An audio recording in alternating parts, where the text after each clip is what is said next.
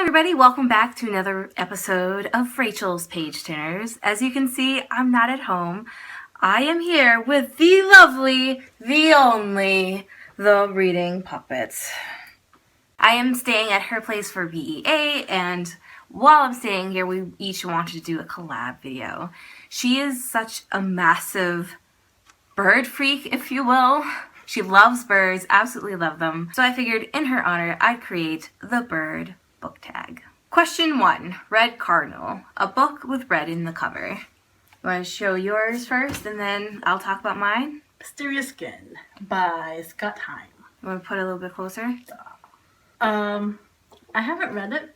Oh, is that the one? But I've seen the movie and I love the movie, and it's a drama. It's based on this kid who is abused. And actually, it's two children who are abused, and one grows up thinking that he was adopted by aliens. The other one grows up like knowing better, and they find each other later on when they're like teenagers.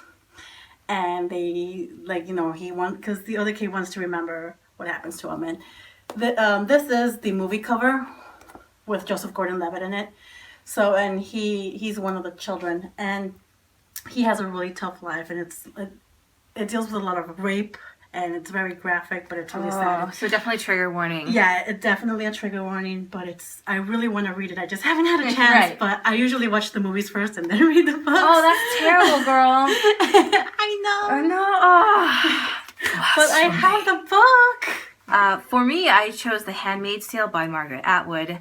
It is a dystopian novel with feminist themes. The main character is Offred, and you learn that she is, I forget what her actual title is. She wears this red robe, and she basically belongs to this guy named Fred.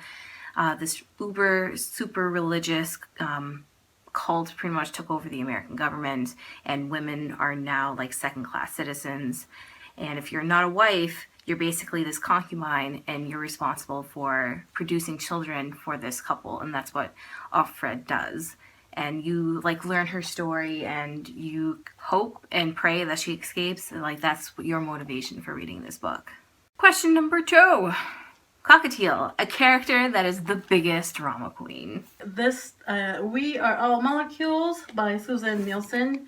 This is a YA novel, and it's told through two points of views, the boys and the girls. And basically their families are separated, so his mom and her dad are getting together, so they're part of the jointed families. What is that called? Where you have your step siblings. They're basically going to become step siblings. A mixed family.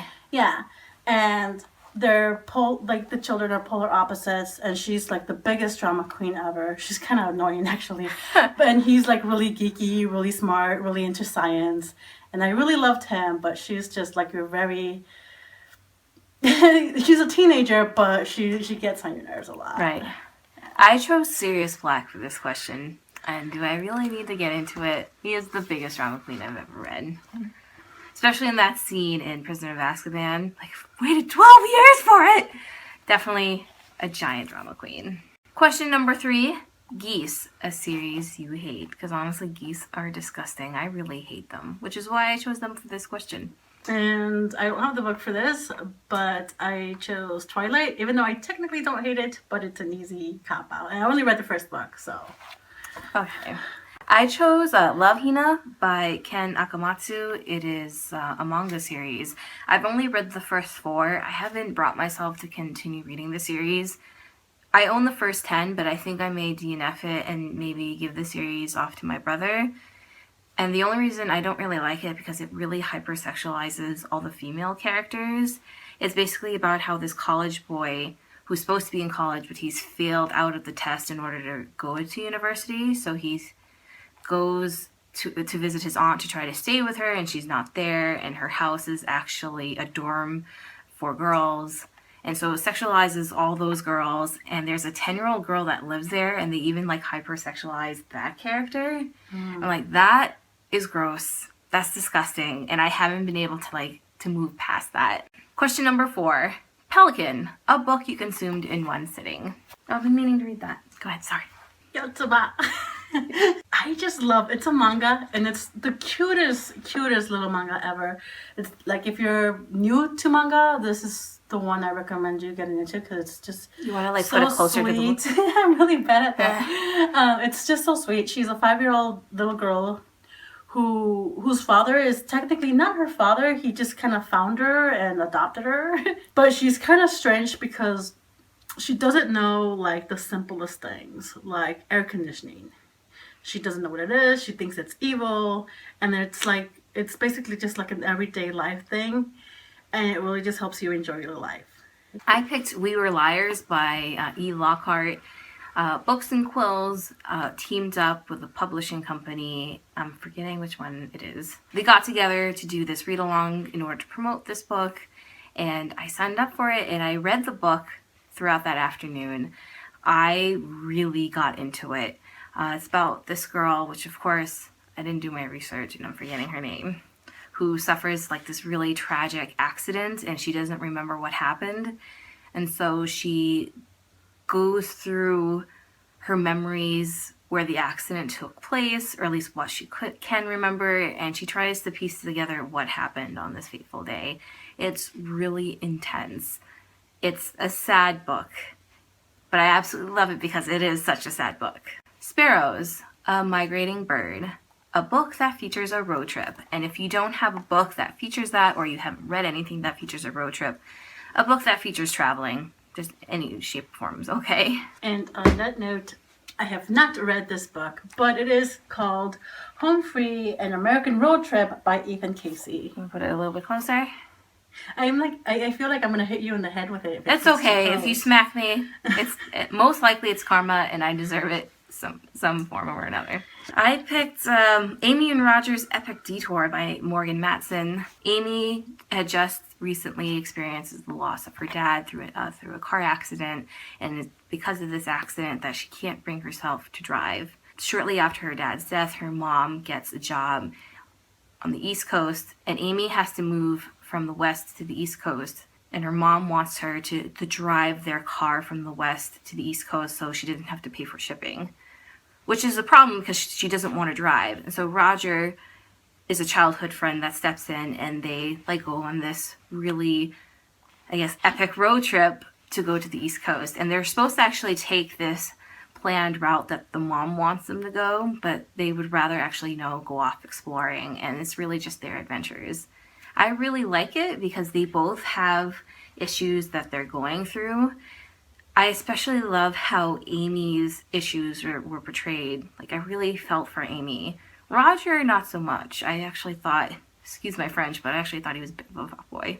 Owl, a big bad character that's really a teddy bear. I love owls. I know they're supposed to be birds of prey, but I think they're really cute. The series True Blood is based on this book series by Charlene Harris, and I just started reading this series, so I'm only in book 1. This is the second book. I marathoned True Blood, the entire show, and I loved it. And Bill Compton, who is evil, but he's just such a sweetie in the TV show, is adorable. Although I hear that it's different in the book, but I'm still showing you a book, and I'm going by the answer with the TV show. Bill Compton. I just realized how I'm editing this in, like with my answers, I'm going to put in a picture here. I don't know how I'm actually going to put the picture, so I might have in front of the little teddy bear. Maybe, yeah. But just a heads up, guys, I might just, block somebody's face for a second. Mourning Dove, a book that disappointed you. The Merciless by Danielle Vega. I was really excited to read this because I thought it was going to be a true horror for YA, and it was being compared to Mean Girls something, but it really is just, it was just really disappointing. It was, yeah, I don't really want to say much. It's disappointing.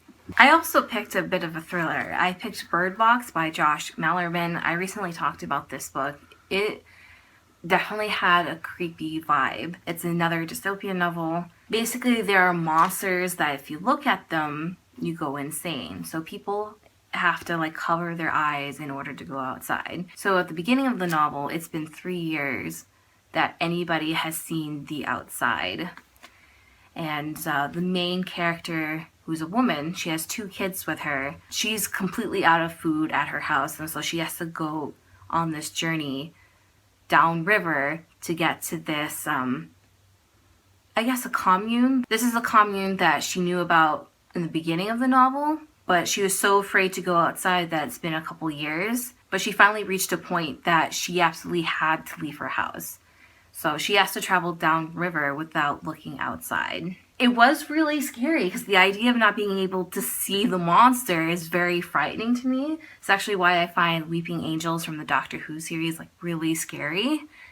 And it had this awesome build-up, but not all of my questions were answered by the end. Like, I really want to know a lot of things. And it makes sense that these questions weren't answered, but I like to know everything, so I didn't like that. Goldfinch, a minor character you love. Jessica and the Spirit of Grace by Laura O'Brien.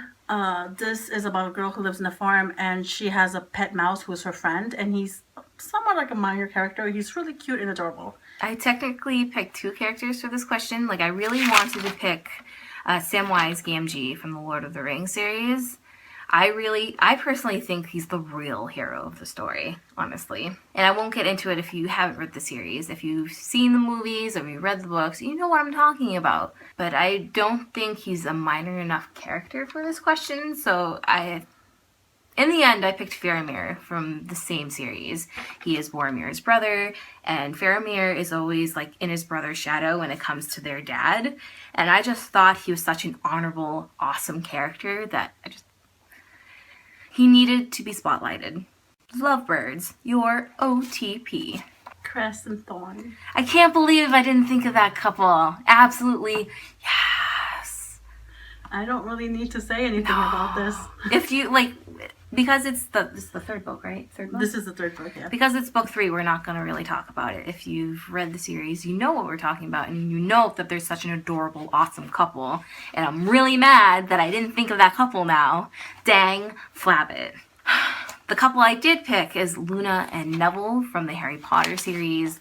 In the books, I don't think they're actually technically a couple. And the romantic aspect was kind of hinted at the last movie, but I think they'd make a great couple. I think they'd just work out. I love Luna. I love Luna too. She's just... And the last question. African Grey, a character you love to hate. Same series. Love Anna. She is the bad guy of the series. She is supposed to represent the evil queen from the Snow White fairy tale. I definitely would have picked her for most epic drama queen because she is. I actually almost picked that book for most disappointing book because I really wanted to find out her backstory when I was reading the series, and I was really mad that she's basically just throwing this giant tantrum. Mm-hmm. I felt like that she deserved a better backstory. Like, it's not to say that what she went through didn't suck. It did. It's just, it didn't give her enough of a reason, I guess, to do the things that she does.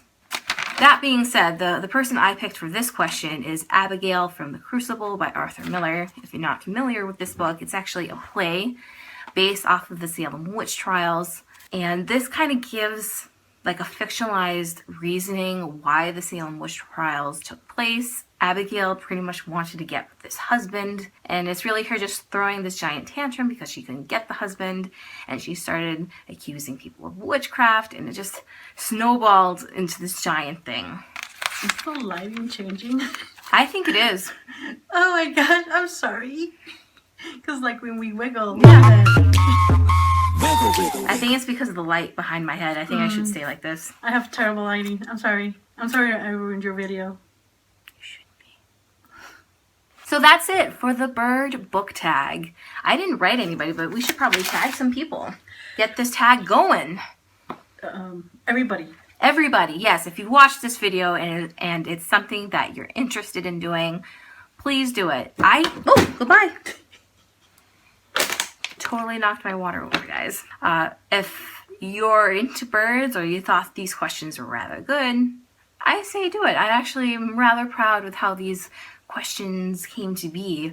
I definitely have to credit her as a co-creator because I got stumped with the last 2 questions and she helped me create those questions and answers for you guys. As always, I hope you guys enjoyed this video, and if you're new to my channel, please hit that subscribe button. I would love to see you in the next video. And also, if you've never seen this beautiful face, definitely check out her channel. I'm going to list all her information down in the doobly-doo below.